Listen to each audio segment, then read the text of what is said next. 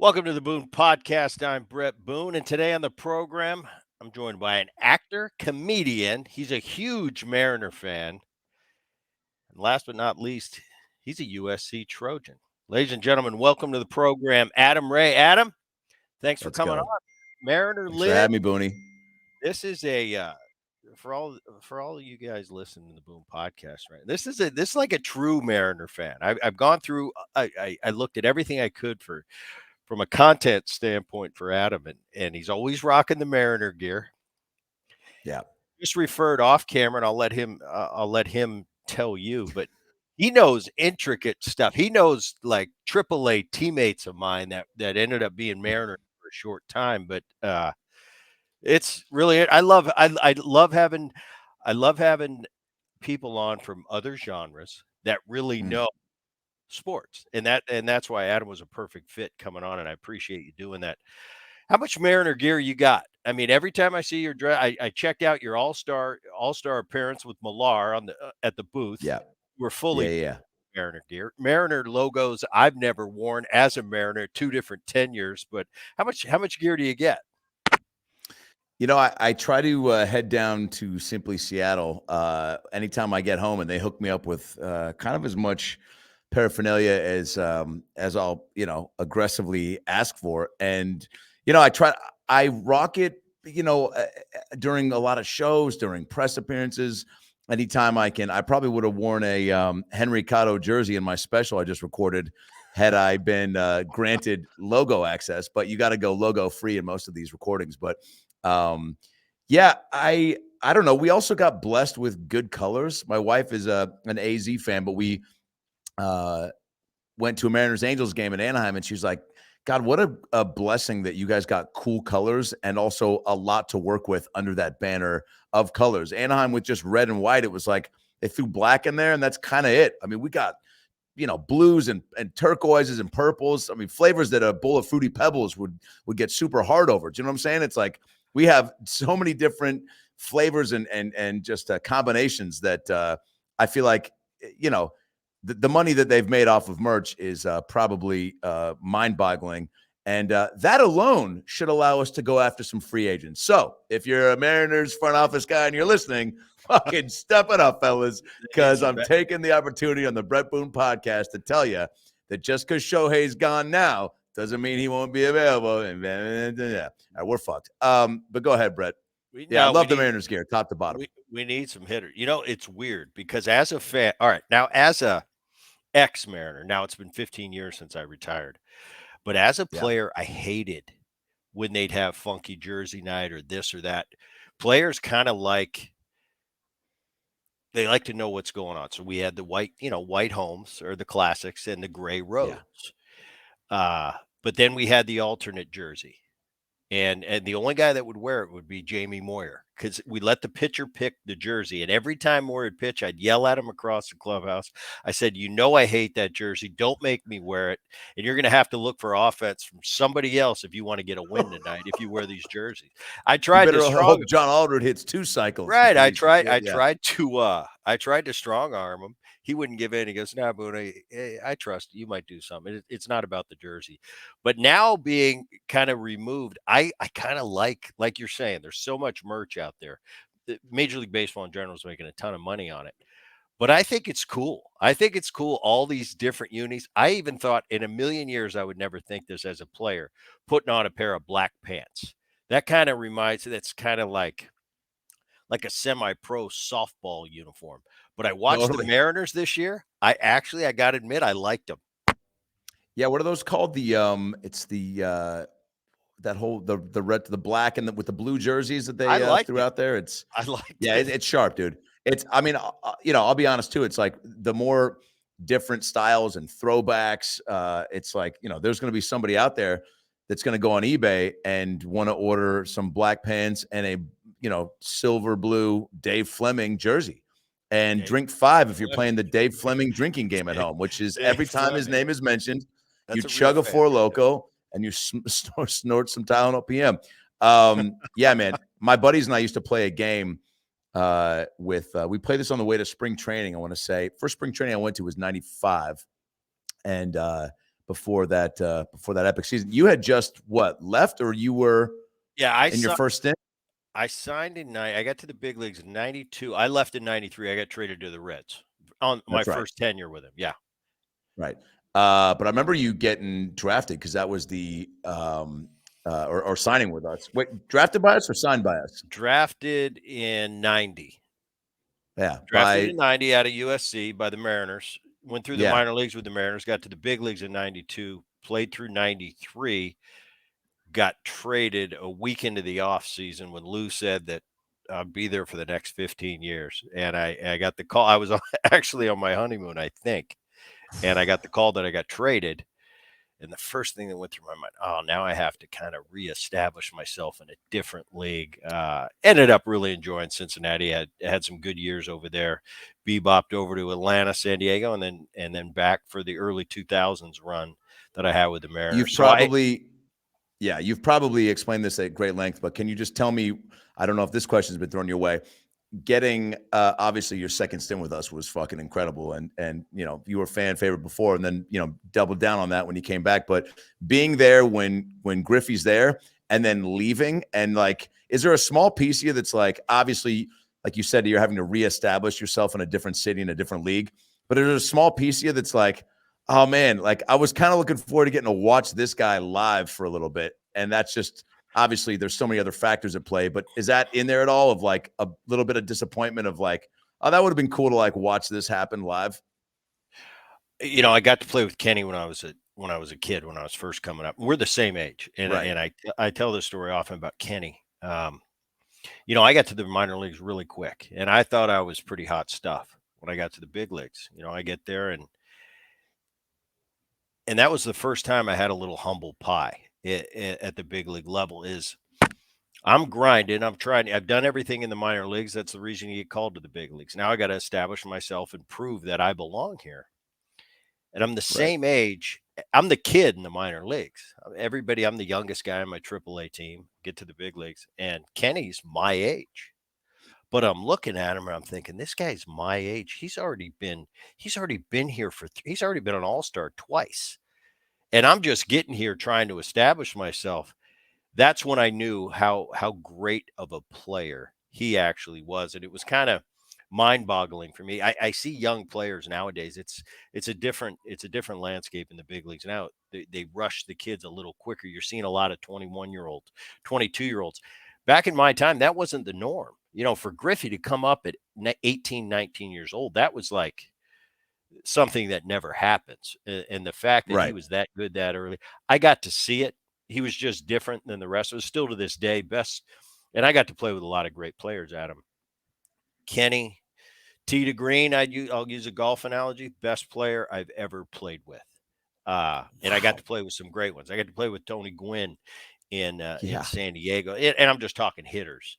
When I was Sure. in Atlanta, I played with Chipper Jones, who's kind of, if there's something, if somebody's underrated, Chipper Jones to me, he's so I good. was just gonna say that. Yeah. The Larkins and Eric Davises in Cincinnati. Kevin Mitchell was a great hitter. But I got to play with a lot of Yeah. guys. Edgar Martinez, who's to this day still one of my best friends and one of the best right-handed hitters of our generation. But when it's all said and done, the things Kenny did, it was just kind of like he was born a little different than the rest of us. Probably how LeBron is Sure. in the NBA Yeah. a Tom Brady. It's a step up from everybody else. But I was Mm. appreciative of the time. Still friends with Kenny to this day. He helped me a lot when I was a kid, sucking my thumb under the bleachers where nobody could see me because I'm hitting 197 and I've never hit 197. And he kind of came to me as a father figure and said, Booney, listen. And he would give me advice, but you're not used to getting advice from your peers, that are the same Yeah. age. So Yeah. he was good to me early, and obviously his career speaks for itself. Um, Well, did you dude, enjoy? it's a fucking, yeah. I appreciate you. I can listen to you. You're gonna have to come on my podcast at some point, and we'll just I'll truly, just tee up some answers, and you could just talk for days. Because I mean, this is a real treat for me to get to be asked to come on your show because of my fandom for you, and just how important I think you know uh the Mariners are to the city, but like if you could be a part of a squad that really made some noise, like you were, I mean, like you guys, I mean, think it's every other home game. They're like, and here are the 2001 Mariners to honor them again, Yeah, just to let yeah, us know how yeah. fucking great it used to be, and but so that's that's not by mistake, but getting to watch that shit day in and day out, and basketball is my favorite sport, and then the Sonics left.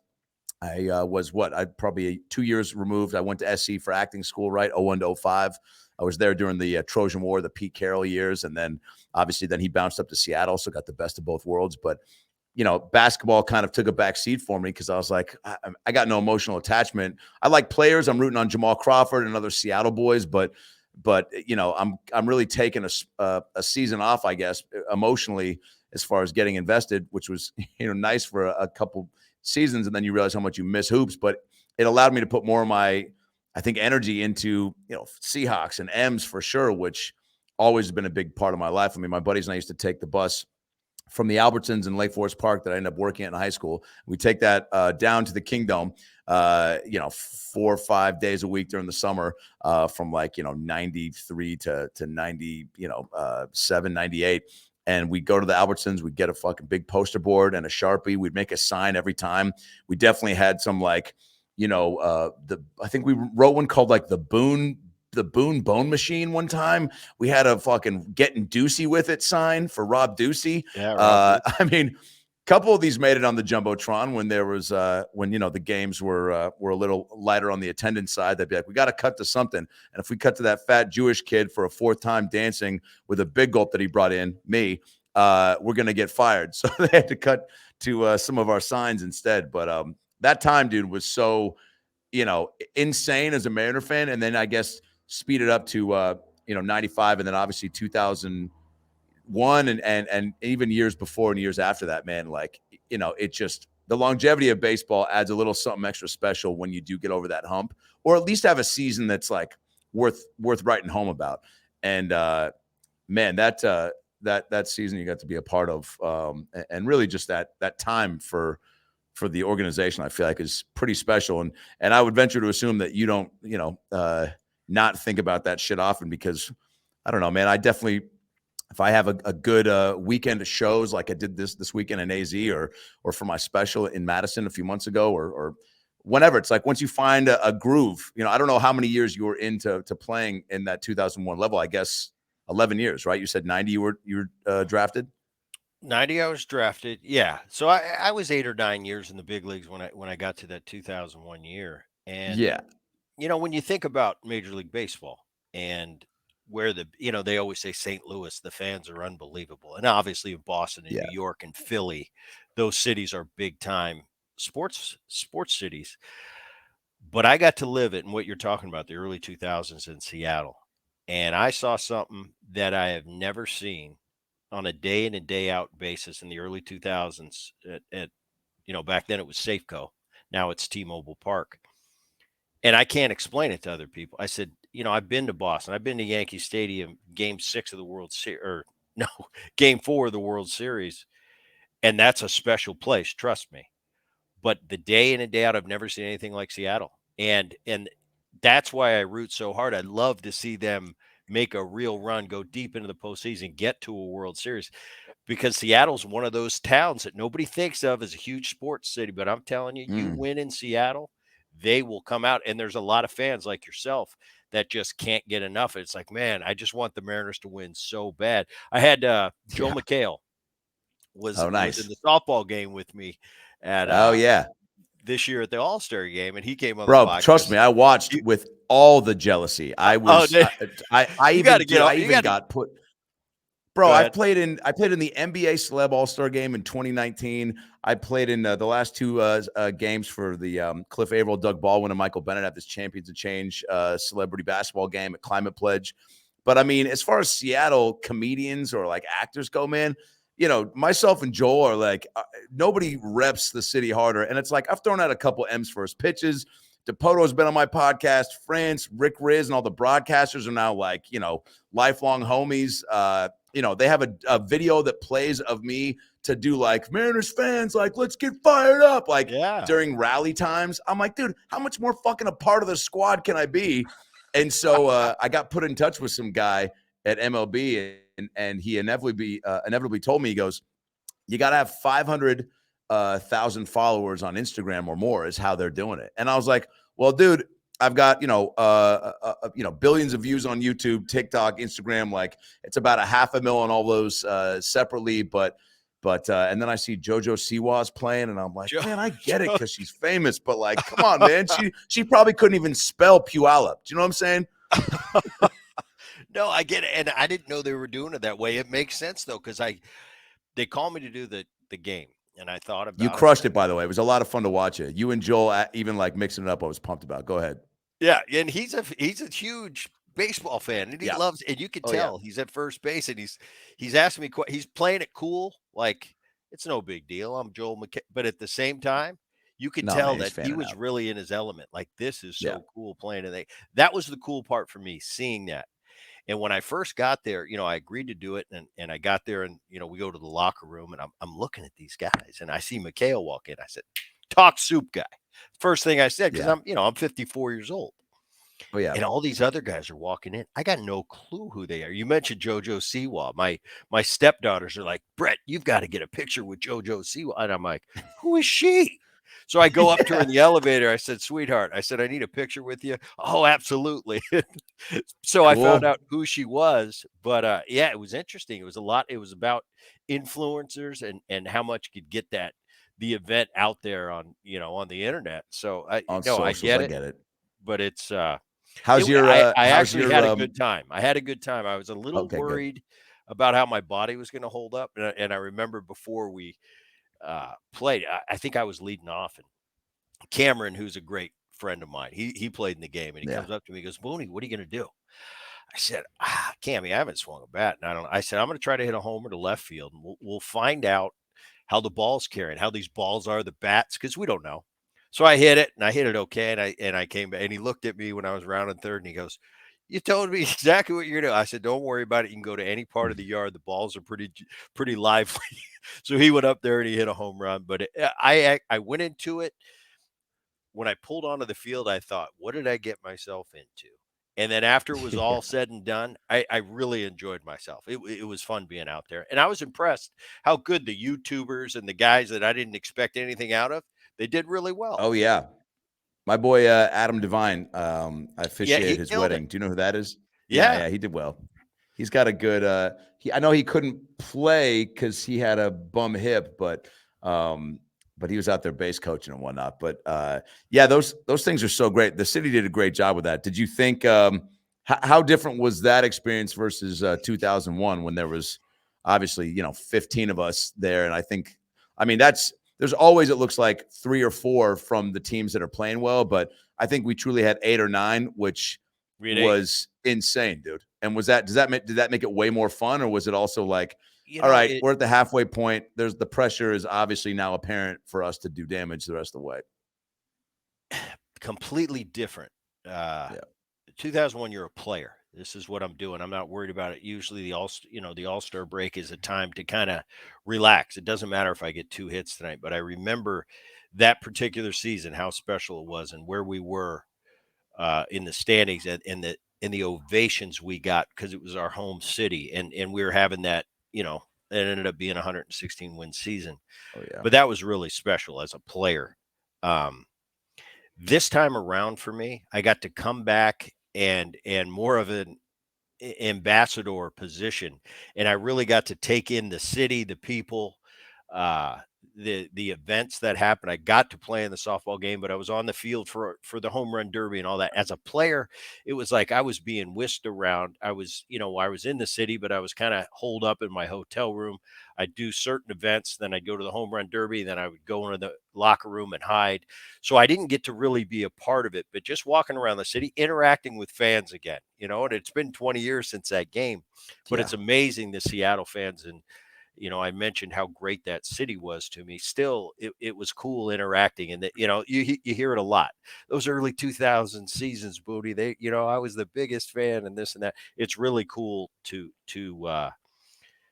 still have that impact. That team, Sure. those teams have that impact on the city, and it makes you as an ex-player, things as a player you sometimes take for granted. Like I have a job to do. I got to do this tonight. I got to get a couple hits. We got to win a game, and you kind of don't really take in how special of a position it is. Once you're removed for years, you kind of appreciate things more. And I think this time around, it was an appreciation for how cool it was. And I think they did a great job how they rolled it out. Yeah. Yeah, they crushed it, dude. I don't know. It's bonkers to me that again, being a fan since I mean, I had Griffey's chocolate bar, and again, I was a larger kid, and so as much as I tried to hold on to that thing for a collector's item, I was like, I bought it. I remember I put it in the fridge, and I was like, this thing ain't getting touched for 30 years, and I'm gonna sell it on eBay at that time and pay my rent for 10 plus years. And then as soon as the sun went down, I was like, all right, those meatballs are gone. It's time. It's time for dessert. I slammed that thing, and it was at a time when it was like, when I was 8, 9, I caught an Omar Vizquel foul ball at the Dome, and I was like, dude, like, to love a team like that as a kid, I feel like, you probably had that too, where you grew up where? So who was your I squad grew growing I up? grew up in Jersey. Oh, shit, okay. So who was Yeah. your team growing Philly. up? Like Philly, Phillies. okay. Oh, wow, Yeah. dude. Who Yeah. was on that Philly team when you were a My kiddo? dad. Holy shit, So dad, no, bro. dad was on those Phillies team, all the '70s Phillies teams. They won the World Series in Holy 1980. That shit. Philly team was like Pete Rose, Greg Lazinski, Gary Maddox, Larry Boa, Steve Carlton. So you Those and your guys, bro were Doug around all that McGraw. shit growing up. Yeah, it was pretty interesting childhood. I mean, it was something for me. People always asked, "Who's your team?" I said, "Well, it kind of has to be the Phillies. Dad's a catcher." Yeah. And who's your favorite player? I didn't have one. It was like I was kind of so spoiled that now I get to hang around all these guys. They're all my Yeah. buddies. So I don't have a favorite one. I just love being at the ballpark and getting in everybody's way as a kid, which I probably did. But I look back on it and it's like I had a pretty cool, there's still pictures my mom has of me on the World Series float, in my same clothes from the night before. And I'm just sitting there like, all right, when are we to be done with this? Doesn't everybody get to be on the World Series float Yeah, with a yeah, yeah, yeah. billion people in Philly? Yeah, So yeah. I lived, I got to live a pretty cool childhood. And, I still love Philly to this day. I'm not an East Coast guy. I'm a West Coast guy, but the first part up until high school, that's where I grew up in Jersey. You said you have Depoto. You had Mikhail on your podcast too. For those Oh, of yeah, you a bunch, yeah. listening, Adam's got a podcast about last night. I'm sure you can get it wherever you download your podcasts. Yeah, man, we've had on some good guests. Joel's been on, obviously, Rick Riz, Kevin Calabro, and then, it's started Kevin's a off good man. mainly Kevin's a I great love Kevin. I dude, love him. living legend, man, voice of an angel. It started off as Yeah. having on comedians, actors, musicians. So from Sandra Bullock, Bill Burr, Matthew McConaughey's done it, Chuck Liddell, Jason Derulo, and then and then Chevy Chase, Susan Sarandon, and then Very cool. and then Rick Riz or Doug Baldwin, KJ Wright. Sue Bird's done it 4 or 5 times. Had Kemp and Peyton on a few years back. So once I kind of started to meet, people like yourself that I was, obviously, insanely familiar with and a fan of, it was like, why not have, I just had Steve Rabel on, the voice of the Seahawks, and it was like, dude, I've watched that guy for years on being a news anchor, and then getting to know like that part of his life, but also just getting to know him, the person, like, off the mic, as far as like that balance he had from being a news guy to then also, doing Seahawks press stuff that kind of built him up to being the voice of the Hawks. It was like, man, that guy, we just talk about a guy that just put his nose down and tried to do everything and sacrifice it all. And his wife just being a rock star, allowing him to kind of make time to do both. It's like, man, really cool. And that's one of the best things about this forum, and you doing this is awesome too. It's like you're getting a chance to build rapport with people real quick over a chat like this, Yeah, it is. It's pretty interesting insane. because Like mine, it's obvious we do, mostly athletes and mostly baseball players. But then I get like Michael Francis, the mob boss of the Colombo crime family, and I get to rap with him for an hour. And he's like, "Hey, Yeah. Booney, if you're ever in Orange County, we'll have dinner." And I'm like, "Is anybody going to be watching us?" But it's Yeah. it's it's just interesting to kind of get outside of my comfort zone. Having you on, this is cool because I want to ask you questions about what you do and uh, how it maybe relates a little bit to what I did, but different. You know what I'm saying? 1,000. And by the way, thanks Um, for calling me an athlete. I haven't been called an athlete since I scored on my own team in 1994, playing for the Hot Shots soccer oh, team. you're Scored on my one own of team, and my I friend's dad called me a fucking idiot, and that was a wrap on soccer for me. when you do a show in Seattle, Yeah. probably everybody knows you're a big Mariner fan. Oh Do yeah. the Mariner fans come out and support you? Oh yeah. Oh yeah. It's cool, man. You try to dip your feet in as many pools as possible, whether it's, podcasting and obviously, done a lot of TV and movies, and then, stand up. And now social media for comedians has really been um, I would say a blessing and a curse, because there's, a lot of comedians that have really popped off from TikTok and Instagram and YouTube in the last handful of years. And some so fast that, the expectations and the they got a bullseye on their back, so to speak, because getting so popular so quick, there's more people chiming in on you and more people that are looking to kind of knock you off the mountain. Like a comedian friend of mine named Matt Rife, who blew up on TikTok and is now sold out a global tour in like 2 days. I think he got like a guaranteed 30 million from Live Nation, and just went bonkers. And he couldn't sell at a 100-seat comedy club, not even 6 months prior. So just that has allowed people to find you. I was at a Padres Mariners game, and I'm just talking, and the guy next to me goes, "I'm sorry, man, but you a comedian?" He's like, "I literally we're sitting here watching your TikTok videos and then listening to your voice. They're like, we thought that was you, but we couldn't tell." You know what I'm saying? It's like just that. And then being at Mariners games, there's always people that, and because I do rep Seattle so hard in a lot of things I do, whether it's going on, someone's big podcast or during my own shows or whatnot. I think a lot of Mariner fans, because a lot of people are comedy fans. Sports and comedy fans are kind of really, especially in the dude range, are it goes together. It's like you're watching some Sports Center highlights and probably some comedy stuff in the same moment or hour, whatever it is. So I get a lot of people seeing me at games and being sweet. But yeah, dude, I feel like the baseball fan is also a good comedy fan. Do you know what I'm saying? Because if you're going to the park for games, you definitely are someone that's trying to be active with your activities. Because I know some people that just like don't go to a lot of shows and they'll watch it only on Netflix and YouTube. And I'm like, you are missing out from the live Yeah. experience, baby. You got to like come to the park and get a feel for it. And that's why when I see people that might recognize me at an M's game or wherever, uh, they always got a lot of energy. I was in Atlanta and went up to the booth and actually went on air with Cammy and Dave Sims to kind of pimp out some shows I was doing in Atlanta, and had a bunch of people, Braves fans, come up to me like just walking around and they just got so much positive energy. Again, it's like people I feel like that are going to games, especially baseball. It's almost like I used to play Wolverine at Universal Studios. That was my first job after I graduated from SC, and I was just trying to have a day job and pay the bills. And by the way, your blank stare and mostly silence is the correct response to another grown man telling you he played fake Wolverine for 4 years. My mom was like, "I thought you were gonna be an actor." I was like, "I'm trying, bitch, Jesus." And it's tough out here. And so the same sort of I guess enthusiasm that people had being at a theme park, I definitely feel when I'm at the ballpark. Do you know what I'm saying? Like Yeah. No, you no. see people get frustrated, fans get drunk and scream, kids might, it's too hot, whatever. But like, I don't know, man. There's a lot. The vibes are fun, regardless. Even if your team gets blown out or loses a close one, man, it's like people are pretty good these days about being like, all right, that was fun, whatever, because it's a long haul. And I'm sure you guys obviously like are the best at having that like, flip the page mentality, but fans, have to adopt it too, right? Well, I think, as a player, I'm a baseball player first, but I learned pretty quickly that it's entertainment. Yeah. I remember as a kid in the minor leagues, and it's before I didn't.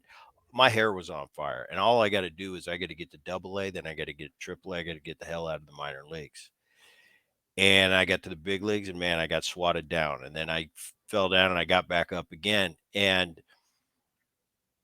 it's different. When I was in the minor leagues, and I'd have a bad game, it wasn't okay. If we got our ass kicked and I was 0 for 4, I mean, I was a helmet throwing, bat throwing. As you get a little repetition and you get a little experience and you grow up a little bit, you learn how to circumvent that. So it's Yeah. not emotions on your sleeve. You realize that if you act like that, you're going to burn out pretty quick.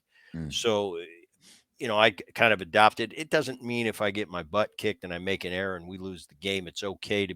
It doesn't mean I'm in a good mood and I'm joking and having fun. But I kind of made a deal with myself as once I do all my stuff after the game that I do every night and I get in my car and I drive home, it's over. Today is over. Tomorrow's a new day, and tomorrow mm, might be a better day. But that took some time. Um, and I want to get into it with you and being a comedian. I mean, mm. it's probably who was when did you decide I'm going to be a comedian?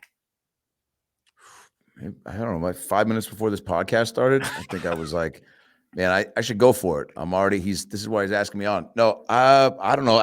I'd say You've been doing it what, 16 years now? 16 years I've been doing stand up, Yeah, but I think I started kind of get a little class clown action going in probably third, fourth grade. And right. then I started to impersonate teachers and friends to people. And then I would crank call Seattle sports stations when I was in fifth and sixth grade and call KJR and the Cairo stations and just post M's games and post Sonics games. And I'd call up and I'd do 4 or 5 voices back to back. And and just to kind of, I don't know, I was doing voices around my friends and I was like, and I prank calls. I think I would hear from something. And I was like, oh, this sounds like a fun thing to do. To see if I can convince these adults that I'm calling, 3 different times and they can't tell. So I'd call one time and be like, yeah, this is Caleb from Redton. And yeah, the Mariners, I don't think the problem is Bobby Ayala, that we don't have Anulas. I think Bobby's definitely got some brothers that could. Sorry, my inhaler just went out. And I don't know. I think that maybe if we trade Ken Griffey Jr. for the Phillies mascot, and I just suggest crazy things, and then I call back 10 minutes later and be like the father of that guy and be like, yeah, I think the Jay Buhner, we just gotta give him. I think if everyone shaves their head.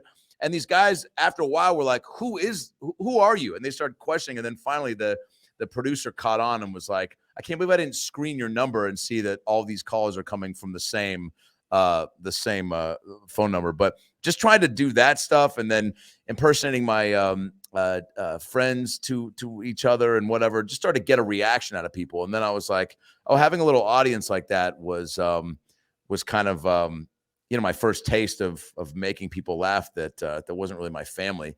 And it just made me feel good. And it came somewhat natural. And, again, I was kind of a bigger kid. So when I would get teased for that, all of a sudden I was the funny kid and not the fat kid. So I was like, all right, I'm going to chase that feeling. Do you know what I'm saying? Cause that's Yeah. No, I way, completely way do. more fun.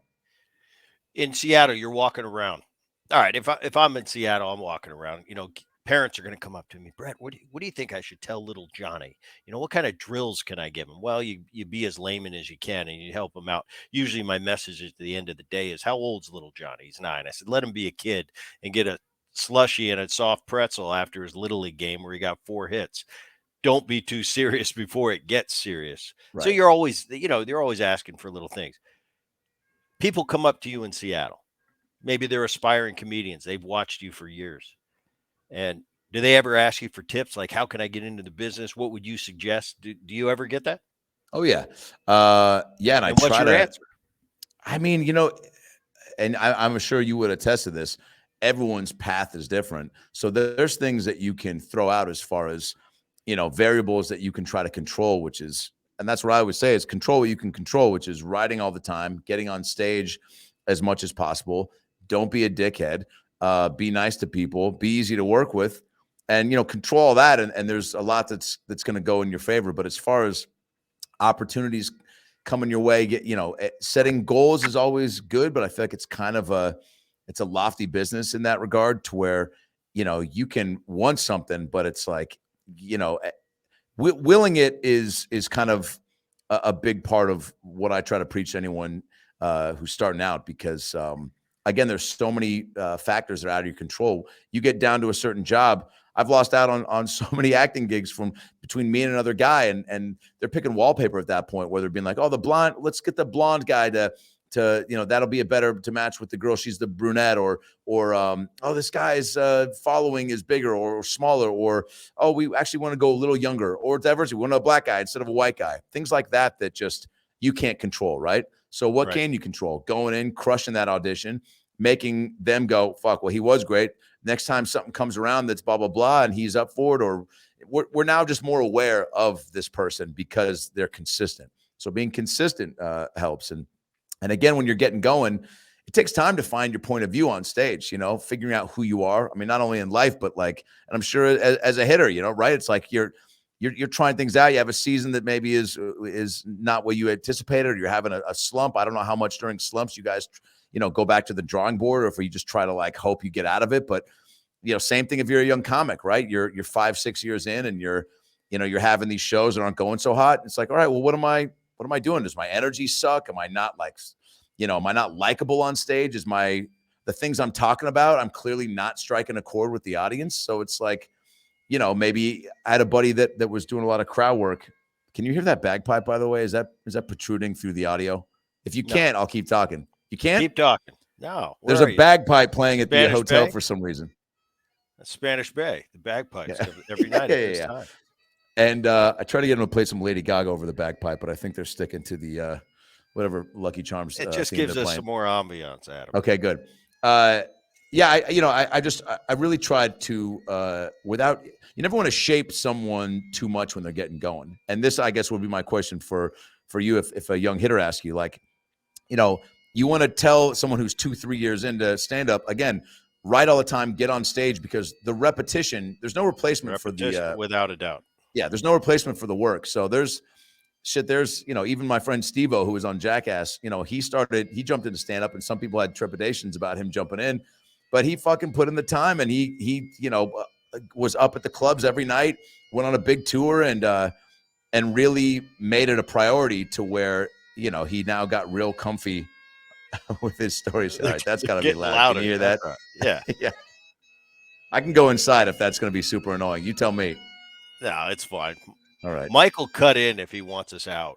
Yeah, Michael, tell me if this is too loud. You want me to if he cuts go inside? If he cuts in, that means we got to go inside. But I think we're fine for now. Okay, I kind of like it, actually. It all right, good. Spanish Bay. I love Spanish Bay. I love Pebble good. Beach. You're right on repetition. I mean, you can't replace that. I laugh at young athletes, young hitters. They got 42 coaches, and they're going all these special camps that cost $1 million. And I shake my head and I go, that's not how you learn. You're not going to be a great hitter because you went to this. Let me see your skill set first, and then we can work with it. But where I learned everything I've ever learned wasn't from my dad or other players. It was getting into the cage and tweaking my hands or tweaking my setup. Was I open? Was I closed? Was I square? Did my top hand wrap? Was it close to my chest? Was it far? And just going boom, boom, boom for years and years. And you come up with something in the cage and you go, wow, I got it. I take it into the game. Sometimes it was like, all right, back to the cage. I got to work on something else. Yeah. And sometimes like I found something.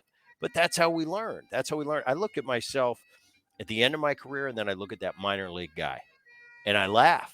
I thought I knew it all, and I knew nothing, but I continue to learn to this day. I have a son that's in the minor leagues, and I watch him, and he'll say something to me one day that gets my attention. I'll go, that's a really good point. I think I'd use that in my training or my setup. Do you look back at that guy that started 16 years ago and say, wow, he had a lot to learn? What do you look at 16 years ago, Adam Ray, getting into the business versus now, the things you've been through, things you've done? Yeah, we're gonna get to hecklers in a minute. Yeah, for sure. When I started, I mean, again, like not having social media was just,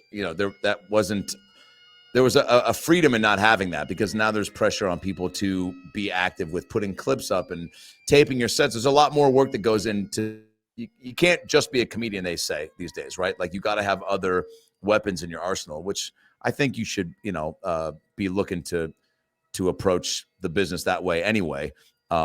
Because why wouldn't you want to have as many, skill sets at your disposal to create as many opportunities? All you want is an opportunity. Same thing for ball players, right? You just want an opportunity to get in the show and then show people what you can do. But in comedy, you don't want to pop off too quick because I think the more seasoned and experience you got, the better you are. So, every young comic wants to be better than they are, and even 2, 3, 5, 6, 7 years in, you're like, I'm ready for my special or whatever it is. How come I haven't gotten this? And it's like, well, Right. you're not ready for that yet, and maybe it's coming, but stop concerning yourself with that stuff again that you can't control. And why I've leaned so hard into YouTube and doing these like Dr. Phil live shows that have now gotten really popular, and helped grow my channel. And just I started doing this Dr. Phil bit, and then I dressed up in full prosthetic and now have these big comedians on at the Comedy Store, and we do this full live Dr. Phil show. And we had on Adam Devine, and Bobby Lee just did one, and Bill Burr, and Whitney Cummings and Nikki Glazer are doing one in January. I tape them all, put them on my YouTube channel, and they've popped off. But that came from me creating from the ground up and being like, I'm still auditioning for shows all the time, and in that world in a good way, as far as like, being considered and whatnot. But you can't wait around for shit to happen. And that's, I think in any business, you should have, a firm grasp on that you gotta create, as my grandpa would say, your own good luck, and sit around waiting for people to put you in stuff or give you things. Even as a comedian, some comedians on the older side who are not as privy to the social media and the putting up YouTube content and taping their sets and trying to give people other ways to find you, are just like, I'm just gonna do my thing on stage and hopefully I'm selling tickets. And it's like, well, shit, man, you're not going out of your way to have content online and giving people in these cities a way to find you so that you do sell more tickets. Does that make sense? Yeah, it does. It's just there's you got to be, you're your own business, you're your own brand, so you got to be aware of that. But I think, like you said, even with a kid and not getting in his way too quickly, even if you are 25 and you start stand up, about where I was, and you're 3 to 5 years in, you don't want to fuck with someone's head too much as far as like you should be doing this or doing that, because they're still just trying to figure out who they are on stage. And once you get that and you're writing from a place where you're conditioned to see the world in a way where you're like, all right, if I have a weird podcast interview with Bret Boone, I know what's funny about that. And I can, you know what I'm saying? Like I Yeah. can, if he sees me in a grocery store and flexes on me and I'm like, shit, I thought we had a fun interview, and now he's headbutting me in front of the veggies. Like, then at least I have an emotional attachment to why I think that's funny versus Right. just writing with no point of view, I guess. And that takes time. So enjoy the process of getting better. I could have just fucking said that, but I rambled on because I'm trying to drown out the bagpipes. Well, it's interesting to me because your line of work, acting, and we'll get into the roles that you've had and what I've watched, and it's so tough. I've done the BS Mariner commercials, which by the way I think are great. But it showed me how much of an actor I'm not. It's easy when I've got to be myself. And in my day, I had the bleached hair and it was, yeah, Brett Boone's a brash guy.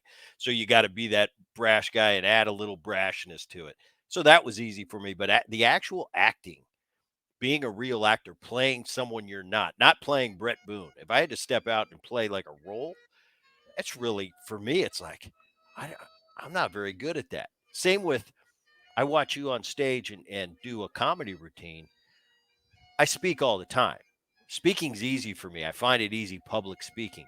But if you put me on the stage and said, "Well, Brett, you like to speak. It's not a big deal for you, but I want you to your job tonight in this hour-long speech in front of 200 people is you've got to make them laugh the whole time. That's going to be your job." uh, that would be daunting for me. It would be like I can't do that. I think I'm funny. I think I have a little bit of wit, and I'll sprinkle a joke in if the time's right. But to sit there and entertain you is a daunting freaking expectation that I would have. If me and you went to a cage, you said you played softball. I could probably give you some tips, help you a little, adjust your grip a little bit if you want to cheat and do certain things. I probably couldn't make you a big leaguer today. But if you took me and I said, Adam, What do you think? I got to get ready for this in Southern California. There's an open mic on Thursday. I got to get. Could you get me ready to be sufficient in front of that crowd? Oh yeah, dude. Yeah, I think. I mean, shit. Is this a real request? Are we really going to try to pull this No, off? no, it's a hypothetical, but I thought it was a fun hypothetical. Yeah, dude. I mean, I would start by. I mean, you always want to start off by being like, all right, there's got to be some personal facts we can get about you. You want to talk about yourself when you're first getting going with any stand-up experience. We want to connect with the audience. So I mean, I'd probably go right into, you got this brother that also you got this baseball family. So like getting into some of the things that were tough about that growing up, and the kind of the pros and cons, asking about your brother, and who's also done well in this game, and kind of the fights you'd have growing up, that would that's an easy way to kind of relate to people, and it's is The uh self-deprecating. self-deprecating for sure too. I mean, like, and Yeah. also in finding your voice, you want to go like, starting off, a lot of people end up going more blue than they probably turn out to be. But it's also who your influences are. Everyone's trying to emulate, which I'm sure you guys do this too, right? Like, when you're trying to find your own stance, your own way of doing things, Yeah. you're looking up to the people that got you excited about playing this game in the first place. And I mean, I know that when I would play front yard baseball, I had a Boone stance, I had a Buhner stance, I had a Fred McGriff stance, I had a Mo Vaughn stance, I had a fucking Chris Sabo stance, and I had a maybe a Richie Sexton Coors Light, but other than that. That's good. And Richie, I just got back from a trip with Richie actually in Pebble Beach. And that's funny you bring him up. Let's go, dude. Yeah, I know. I mean, come on, man. I got a crazy mind for all the All right, guys. what back in the day, we go back to the minor leagues 10 years later for me. We're going to have good nights and bad nights. You're not going to kill it every night. I'm sure you have a hitting streak. I'm sure you do 5 or 6 shows and you just kill it. And you go, wow, they're loving everything I say, every show. And then I'm sure you have a time where it's a rough crowd, just didn't have a good night. When you were younger and just getting into it, had a bad night versus now being a veteran, and you're still going to have a bad night. I don't care what anybody says at whatever level you're playing at, in whatever genre you're in, you're going to have a bad night. What's the differences when you were starting out and had a rough night, probably wanted to quit, versus, hey, this happens now. Now I know what to do when I have a rough night. Yeah, I mean, when you start off and you're so, again, the repetition helps a lot of things. Like when I first started dealing with hecklers, and doing crowd work, I wasn't listening. I'd have a moment happen, and then in my head I'd be like, God, there's too much silence going by. I got to figure out how to get some laughs going here. And I wouldn't be listening. And that's a big part of it, is getting comfy in your own skin and comfy in the silence, to be able to like build a moment, gather info, and trust you that you're going to make it funny regardless of what happens. But I had to go through a lot of instances where a lot of crazy people really tried to pull the rug out from under me, that were drunk or not. And even I just had this thing happen in DC a few weeks ago, where there was an attorney, a bunch of attorneys, and 42 people walked out of the show. I ended up buying shots for everybody in the show that stayed, and we had a great time. But they were all hammered. It was a holiday party. They were all blackout. And instead of asking them to leave before the show started, which feels like a crazy move on the club's part, you go, all right, let's just hope that they don't become a problem. And I ended up talking to one of the guys. This whole clip's up on my YouTube and Instagram, and it kind of went a little viral on TikTok because of how bonkers this guy was being, who ended up, I think, being the boss. Because why else would 42 people walk out when one guy walked out? Like, you would think 42 of these people would go, all right, Jim's being a dickhead. Let's all stick it out. He'll Uber home and we'll see him on Monday. But this guy, went nuts, and it was totally unprovoked and unjustified. And he misread the room. And I was asking a kid that worked in maintenance for their law firm if being in maintenance was the dream. And I used that to go into my dream about being a baseball broadcaster.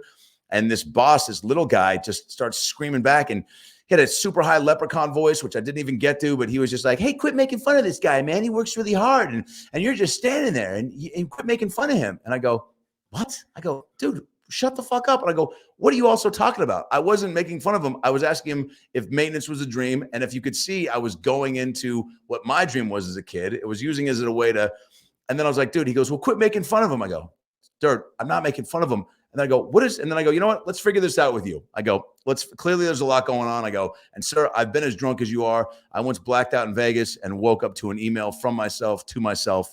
And I go into this whole like drunk Vegas bit and tried to like put it back on myself, and be self-deprecating and just steal the attention away. And he doubled down and wouldn't stop. And then eventually he had to go. And then his whole table walked up and the whole crowd was on my side because I kept my cool. I tried to kill it with kindness. I didn't start, you got to hit them and hug them. It's people got to be fucked with, but there's no reason why you can't do it in a fun way that still includes them, right? And that's the way I approach it.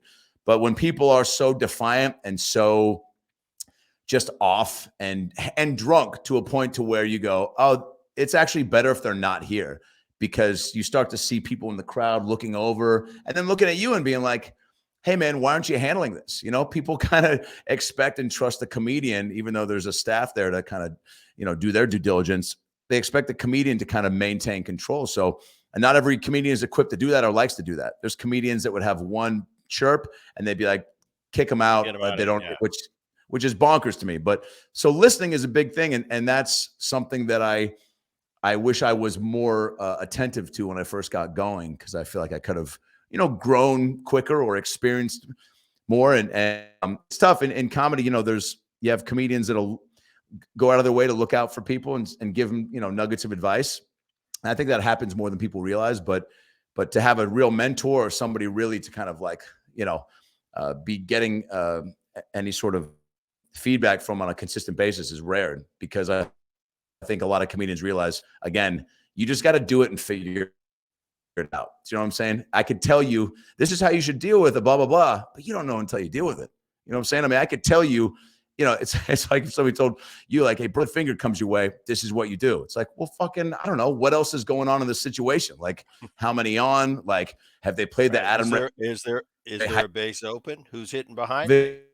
Fucking is Ron fairly, doing the post game like we're trying to figure out where people are and what they're adding. Yeah. Yeah. It's yeah, exactly. So, and the heckler, it's almost like you're talking, you're telling about that experience you had. It's almost like he came in there with a vendetta and he was looking for something to get on you about. I couldn't imagine going to a comedy show and going in there with, well, I'm going to be offended tonight. It's like, it's a comedy show, man. Things might be said. There might be jokes made that aren't who cares? Then don't go and don't be a part of it. Is anything off limits? And where's the line in comedy? Where won't you go? Or is the great comedy just kind of has no boundaries? Yeah, I fully subscribe to that. I think funny always wins. I think, there's always timing on certain things. I'm not a big fan of, a comedian buddy of mine, Brad Williams, great comedian. He did the podcast with me for about 10 years. Brad is a great comic. He's also a little person. He actually could be under your desk, Booney. So give a quick check before you get up. So he doesn't bite your ankles. But Brad is a beast. Go check him out for sure. He's just dropped a special. What was the question? I got dwarf on the mind. What was the question? Is there a line? Is there a line? Yeah. So Brad, yeah. Brad anything said, off limits? Brad said he thinks family and kiddos are kind of like, he doesn't go after that stuff. So with anybody, whether it's if you're getting into a joke, riff on Twitter or roasting somebody or just in somebody's family or just jokes about people. He just for whatever reason, he feels like he cuts it off there. But anything else, I mean, and Brad famously, goes after himself. And then, on the flip side, everybody else, he's like, if I'm going to make fun of me then I'm going to make fun of everybody else and it's going to be okay. And that's how it should be. I think funny always wins. So there's jokes that have been made, every day about, whether it's athletes or, musicians, whatever, politics, current events. Funny wins. There's a comedian who, Matt Rife, who got in trouble for a joke in his Netflix special, and the joke is it's not even the best. Like, he's really funny, and my problem with it, more so than the content, was just the joke, and I think that's a lot of comedians' stance on it. They're like, no, he's not a bad guy. He shouldn't be told what he can and can't joke about, because that's what he does. But, if it's funny, people don't usually have an uproar. Do you know what I'm saying? There's always people that, and it's subjective. So there's even my mom sometimes on, I have a bit about, my nephew being afraid to go to school because of school shootings. And I have this whole joke about, teachers and how insane that is. And I go, how we should arm the janitors. These are the guys that got nothing to lose, and they got keys to every situation, and they're fucking the most fearless. And then it goes into a joke about how I go, I can sense you guys are pushing back. I go, all right, maybe arm the pedophiles. Nobody cares about kids more. And that's a joke. And it gets, and my mom was like, oh, I don't, she kind of had a little bit of a whatever with it. But it crushes every time because it's clearly a joke, and it's a heightened version of this topic that feels, sensitive and stuff. Again, it takes time to build a rapport with an audience, and even your point of view on stage, to where you can say a joke like that with a likable cadence and delivery. And young comics that try to be real edgy too quick, it's like, nobody knows who you are, man. And also, these jokes aren't ready to be said yet, because you're going for like the shock value of it all, and not actually trying to craft and have some misdirect and have some, whether it's a funny act, I'll just have your writing be so savvy that you can get away with tackling a topic like this. It's why Chappelle is still one of the best. It's why Bill Burr is up. It's why Louis C.K. is revered as one of the best writers. It's like guys like that know how to push the envelope, but still make it funny. And man, if that's one thing that I wish, if I had a bunch of wishes and I could like give everybody, it would be to not take themselves or life so seriously. It is serious in pockets, obviously, but man, it's like, if you can really, instead of doing this, do this with a smile. Like, I think, man, what a healthier way to live, I think you're right, though, and you hit on a great point. And the last 5, 6 years, whatever it's been, everybody's Mr. Sensitive. It drives me crazy. You go to a comedy show, it's supposed to be funny. Don't worry if it hurts your feelings a little bit. Then Yeah. don't go. Don't Yeah. Even go. if you don't find it We funny. don't give a crap if you go or not. Yeah, I don't want to exactly. hear your moral high ground BS. The best jokes, and I think you make a great point when you say funny always wins. The joke always wins, because how many times you say something, it might be right on the edge, but the way you deliver it, I'm in the crowd and I go, whoa, he said that, but man, that's what we were all thinking, but Totally. we just didn't say it. But the way he delivered it made me give the gasp, but at the same time, that was awesome. That was Right. hilarious. I Right. think that's where it is, and I love to see that. I think, obviously, I don't know how to deliver it, and especially when it's a touchy subject. But if delivered right and funny always wins, I've never heard it put like that. I think that's pretty awesome. Can I ask you Uh, this? Can I ask you yeah, this before your next question? Who was the jokester during your 90s squad, and then the 2000s? 90s. Okay, 90s different setup. I'm the rookie. I'm speak when spoken to, but I had a big mouth. But Buhner had a good time. Norm Charlton, Chris Bosio. Nice. Uh, we had fun with those guys. My generation, or the next time when I came back, early Yeah. 2000s, we didn't have to.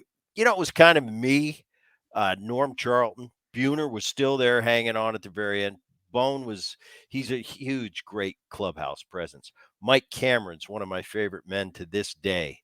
But there were guys with dry sense of humors, like a David Bell was hilarious. Willie Nice. Bloomquist, the Nice. greatest of all time, and could still do stand up without even trying it, is our skipper Lou.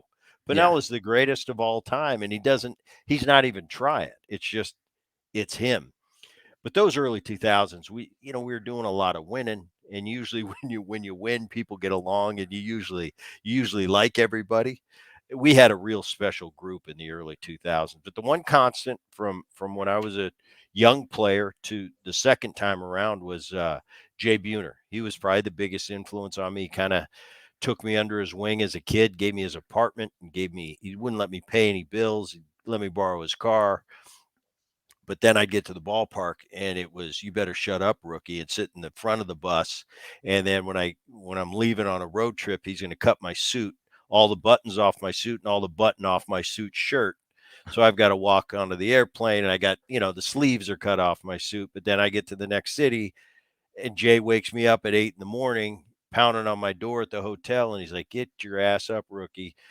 And he'd take me shopping and buy me 2 new suits. So that was the relationship I had, and he was Wow. great for me early on because Bone was kinda a big guy in the room back then, and he really took care of me in the beginning, and then to come back as a veteran player and see him at the end of his career, he was still a big presence in that clubhouse, but, See, it I was would have pretty said cool. maybe I would have said maybe a Mark McLemore or a Arthur Mac was Rhodes great. or Mac was great. I'm trying to think of some guys Arthur who like Rhodes. No, even Ichiro was a goof, right?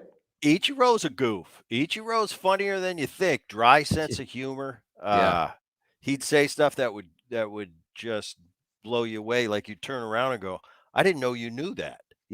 He could be funny in ways that we didn't think he understood the language. sure. And I was always blown away by Ichiro. That group, Danny Wilson's funnier than you think. Oh, I Johnny just met Oler, Danny. That guy was a yeah. He impressed me how much he jumped in the bit boat right away. You know. he's great. Johnny Olerud, Johnny Olerud's in a different cat. He's one of the best human beings I've ever been around. But Johnny has his kind of goofy, geeky way with his backpack on of saying something funny to me when he walks by. And I'll just look at him. I'll say, "Big Rude, how do you do it?" And he's like, "Booney, I just don't know how I do it. I just follow how you do it." And then that's how, and for Wow, some reason, Johnny, he to this day, I mean, I don't think great teammate, great hitter, which he was both of those. I think one of the greatest human beings I've ever been around, and that's that's rad. truly how Johnny is. I got to see him at the All-Star game, and just seeing him with that backpack, I said, "Rude, you got your backpack?" He goes, "Booney, I wouldn't come around you without my backpack." He used to stand around during a pitching change and now I have a great because he doesn't drink at all. I don't drink at all anymore, but back then, oh, You I throw him drank back. a lot. Johnny on an airplane going, "Booney, you know, I'm feeling I got the flu," and we were going, I think New York to Seattle, and he said, "I just feel really awful." And he said, "Do you got anything that I could, got any suggestions?" I said, "Well, let me tell you this. I got something that'll make you feel a lot better right now." I said, "But when we land and this wears off," I said, "you're going to be back to square one." He goes, "I'll do anything. I just got to get through this flight." We go back and we make him like a double or triple vodka tonic. And for a guy that doesn't drink, and he starts drinking. Next thing you know, he's back in the plane with a smile on his face, making jokes. Next day, he comes to the ballpark. He goes, "Booney, I never had a vodka tonic before. You're right. Man, for the short term, it was great. But I felt maybe even worse when it all Yeah, wore off." I said, "I warned you the parameters. yeah. I You didn't say I was wanted a something to doctor, dude. relieve. Yeah, you Yeah. wanted to be relieved right now. I relieved you. But I told you what was coming at the end." And he's like, but just stories like that. I played against Johnny Olerud in college. And when he was kind of like, Oh, no way. he was like the guy that nobody got to be around. Like, "Hey, that's John Olerud. People say that for 2 years he's never swung and completely missed a pitch." He was one of the greatest college players of all time, and I played against him in the Alaska League, and then I obviously got to be teammates with him later. But he just, he's my partner in crime for 4 or 5 years for pitching changes. Johnny playing first, coming over to me, and I'd look at him sometimes. I said, "What do you got?" And he's like, "Booney, I ain't got nothing. I need to stand here because it's awkward standing over there by myself." But Is he'd come up to me some days and be like, "You think I'm ever going to drive in another run?" I said, "How many wow. games we got left?" He said, Probably 60. I said, I'm not sure." And he'd just look at me like, "Really?" I'd be like, "No, Johnny, of course you're going to probably drive in a run." Bro. Yeah, and of course he's half kidding, but that's the rapport I had with him. And to Is this there day, I is just there a love him. relationship between second and first base that's almost like a quarterback and a center, or is it like more so Yeah, yeah, there is. It's kind of, it's not so much verbal because Johnny was a great first base. I got the pleasure of playing with some great first. I got to play with Hal Morris, who was an underrated first baseman in Cincinnati. He was great. Johnny Oh, Olerud yeah. was great. He makes us, all us infielders, look better than we are. Johnny's 6'5" and just with a wingspan. So I'd make a bad throw, and Johnny'd make it look like it was right there and hit him in the center of his body because he was so big and he could rotate around the bag. So he saved my butt a lot. But as far as you have to develop a rapport, so it's like Johnny knew how much ground I covered to his right, to my left. So I always told him, listen, you know where if I was somewhere out of position, I'd give him a whistle and say, just so you know where I'm playing. So, hey, if that ball's a little to your right, go get it. But I used to I'd be like, listen, anything to your right, I got it.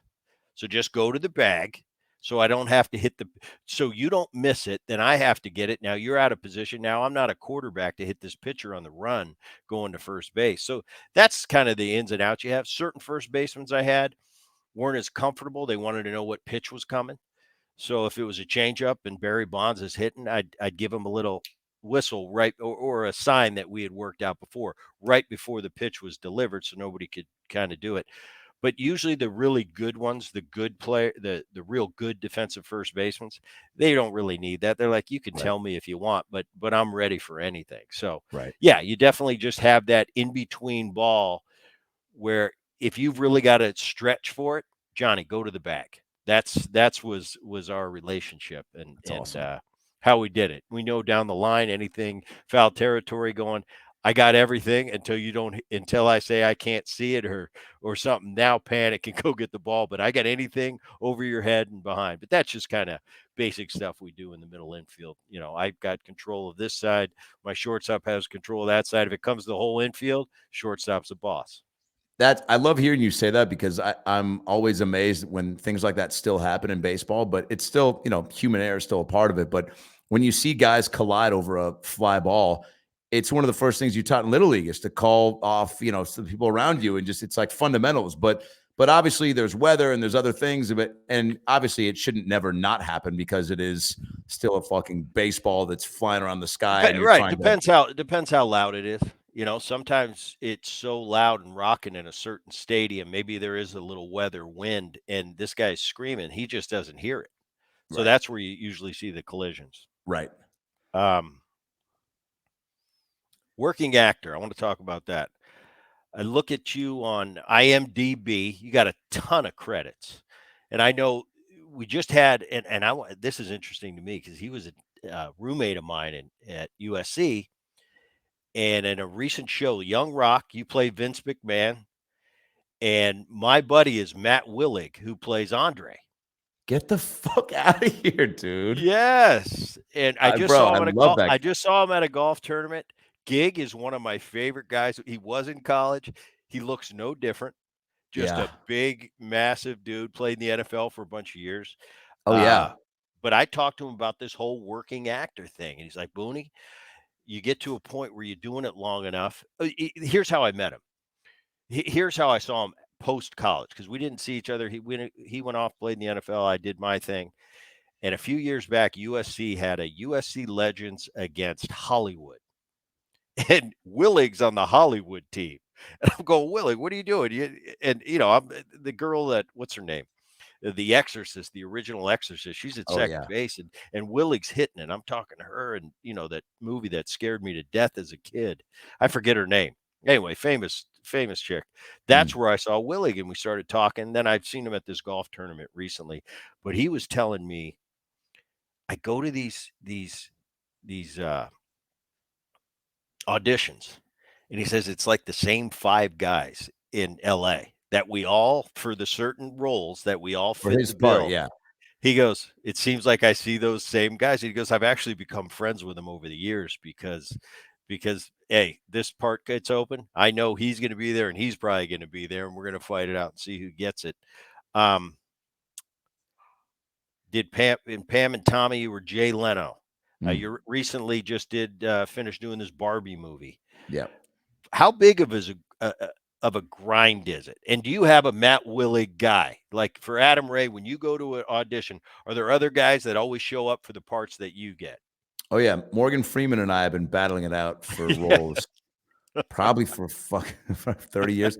No, yeah. I mean, for sure, there's for Matt having a handful of guys that are his same, size and shape and demeanor. And then yeah, I've got guys like that. And same thing, guys that become buddies of mine, comedians or not. Um, Now things are everything's a self-tape. There's only a handful of things where you're going back into the room since COVID, which is nice and not. It's nice to be able to have control over your tape and really make sure you get the right takes that you want to send in, but also you miss out on a lot by not doing it live in the flesh and getting to be directed by the director, the producers, and make adjustments and have them see that. And also, if you're good in the room making small talk and having them vibe off your energy, that goes a long way. So you miss out on that. But yeah, the grind of it. I mean, I've graduated from SE in '05, and then I'd say booked my first TV role, I guest star on According to Jim, the Jim Belushi show in 2007. And in my head, I was like, here we go. Fucking Spielberg movies next. And then Adam Sandler's, his son and all of his movies. I'm just going to be, just a working machine. And then I didn't book another substantial thing until 2013 when I did the Sandra Bullock, Melissa McCarthy movie. So that was my first real taste of like, oh yeah, like this is an up and down. You gotta be have thick skin for all the no's, but then also, like I said earlier, getting good at going, all right, I want to stack my plate with other opportunities. Stand up. I started doing a lot of sketch comedy. When YouTube popped up, I was doing a lot of videos with other comics to put online, just creating and starting to kind of, make myself busy and so that I could have a lot of weapons at my disposal and not wait around for things to happen. But yeah, I mean, the rejection definitely doesn't hurt as much when you're like, all right, cool. I can't talk about this audition that didn't go well, or this part I didn't get because I've got 2 open mics tonight, or I got to finish writing this video that I'm going to shoot this weekend. Do you know what I'm saying? So I made myself busy like that, so I didn't put all my eggs in one basket. But you go, I want to just each time control what you can control. What would really suck is leaving an audition and being like, fuck, I just wasn't my best. You know what I'm saying? Because again, you get good at going, all right, I did all Adam Ray could do. I brought my take of this part, this character, like whoever this guy is, to the show. Like I brought what I think I would do. And that's another thing that takes time, is going like, all right, don't do what you think they want. Do what makes, like, what you feel comfy in, what makes you what you think this should be. Because a lot of times they don't know what they want. So when you're like, give them a version that you're like, this is what I would do, they're like, fucking yeah, that's great. We love that, because we actually don't know what we're looking for. So when you can just be consistent and leave the room going, I did my best, then it's an easier pill to swallow when you don't get it. But that being said, there's, so many jobs that probably would have been life changers for me, but then I wouldn't be sitting here in a Holiday Inn Express bathroom talking to one of my heroes. So, things work out the way they're supposed to. Yeah, and you make a good point, and I'll tell that to my kids, to young players. It's like, did we do everything humanly possible to be the best player we could be today? Yeah. Okay, we did. You can't control what happens. You had Mm-mm. 3 pretty good at bats today. You hit it right at him twice, and you got screwed on the third one. Did you do everything? Now, when you like you mentioned, when you start cutting corners, not preparing, not doing everything, so you walk out of there and go, I could have done more. I could have been a little more thorough in this or that.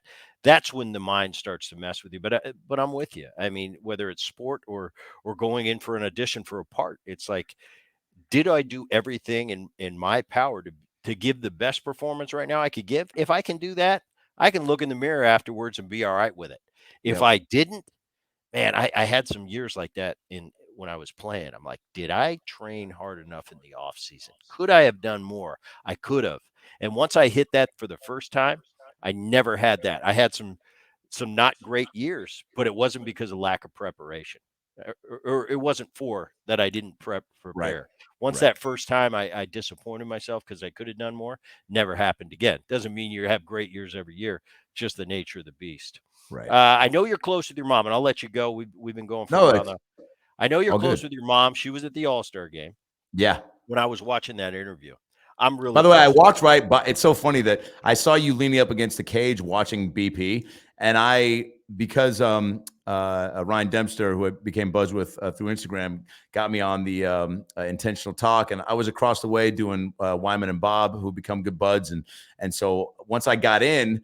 And I got on the show. I was like, "Oh, can I like loiter around a little bit?" And brought mom, obviously. And so then it was like, "Yeah, you got this pass." So I mean, I was going up to whether it's Tim Kirchin and being like, "Kirch, man, I'm a fan," and he's like, "Ah, thanks so much," and what a it. sweetheart, by the way. That guy, he's like, Kirk I is go, "I'm great. He's great.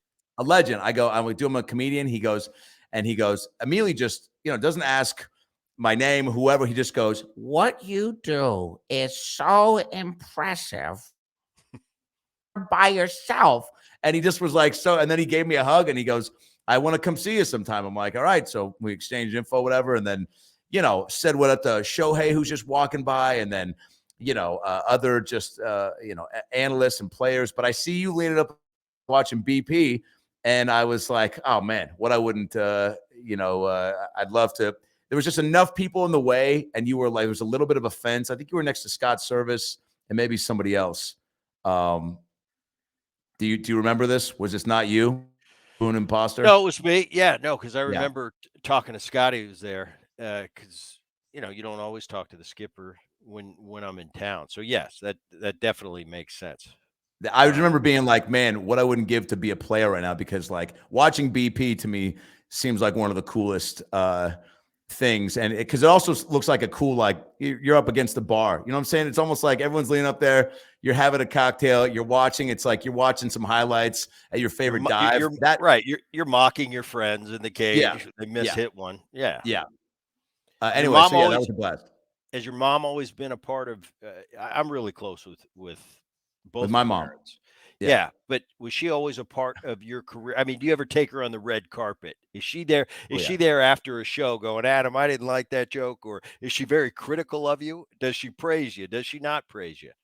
By the way, this is why the show must go on, and why Zoom lag is real, and why us still figuring out each other's sensibilities. You go, I was also really close with, and you pause, and I go, my mom, saying that you were close with Oh, my oh, mom. oh, But oh. the joke went right over your head. Yeah, I'm And you know what, horrible. dude? This is we'll edit in some laughter in post. And this is again me just talking about being used to the hand up, the rejection, the no laughs. Here I was, thought I was dropping a little zinger on you, and you were like, dude, we got no It time just for it. Tell me about your mom. it just, it just flew right over my head. So yeah, my mom always supported. Took her to the Heat red carpet. She met Ben Affleck at the premiere party, and obviously Sandra and Dan Aykroyd was there, and she had a great time. She's always been, she did the single mom thing, and like I used to say in my act, I go, she did so many things nobody asked her to. There's no rule book for the single mom job. You just step up and trust that your instincts are going to carry you through each moment and challenge that presents itself. And I go, did she buy me condoms? Yeah. Was it weird? Yeah. Were they, was I 9? Almost, were they magnums? Yeah, but she believed in me.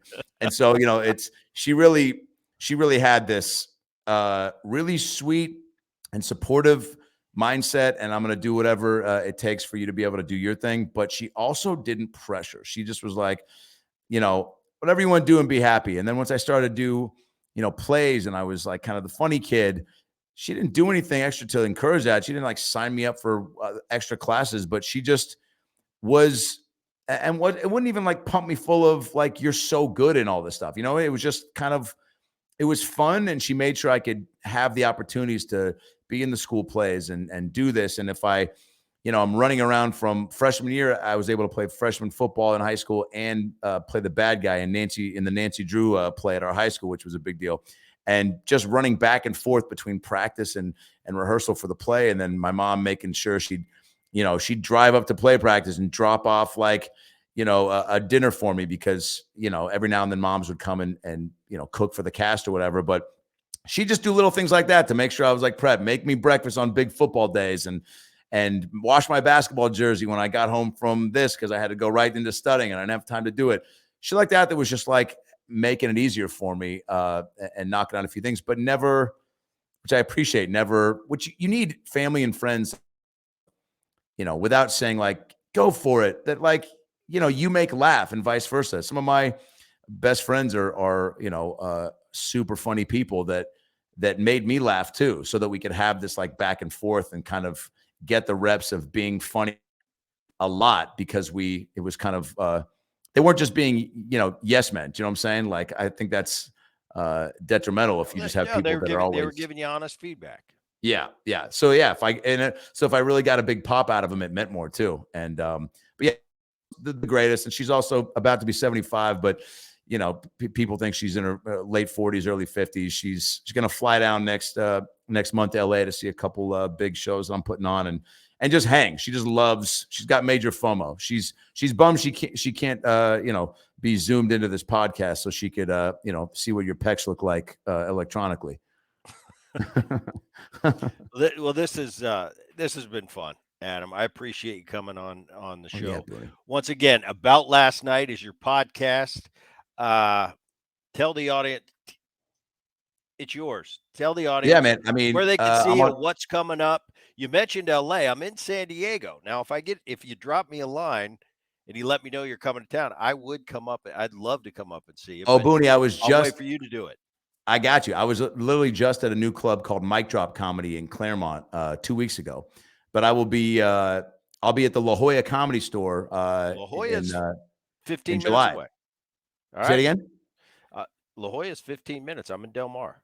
bro. I got you. Oh, Del Mar. That's where my freshman year at SC roommate went to Torrey Pines High School. Yeah, that's where my kids went to high school. That's Let's where go. I'm at, baby. Do you know Justin Porter? He's the guy that introduced me to marijuana. No, Shout don't out. know him. Don't know All him. right. Did he introduce it to one of my twin boys?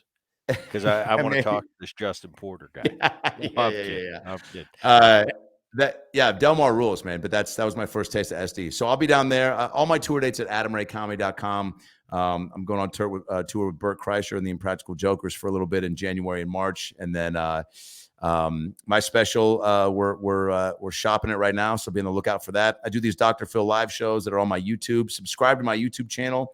I just dropped my first documentary that I directed and produced about a friend of mine named Doug Ayer, who in 1979 jumped in a pool where he was lifeguarding to save a kid who was pretending to drown, ended up breaking his neck, becoming a quadriplegic, and then entering after his brother saved his life in the hospital, saved it outside, got him the strength to become a Paralympic champion, won 326 gold medals, won a Wheaties box, toured the world with Jordan, Bo Jackson, Joe Montana, doing speaking engagements, became a criminal lawyer. The story's bonkers. That documentary is on my YouTube. Booney, I think you'd actually dig it, man. It's only 45 minutes. I'll check it out. And Yeah, I'm serious. When you do come to La Jolla, I want to come. I want to come see a show. I I like got you, going to brother. comedy shows. We'll sit you up front. Last one I saw was Seinfeld. So you got a big one.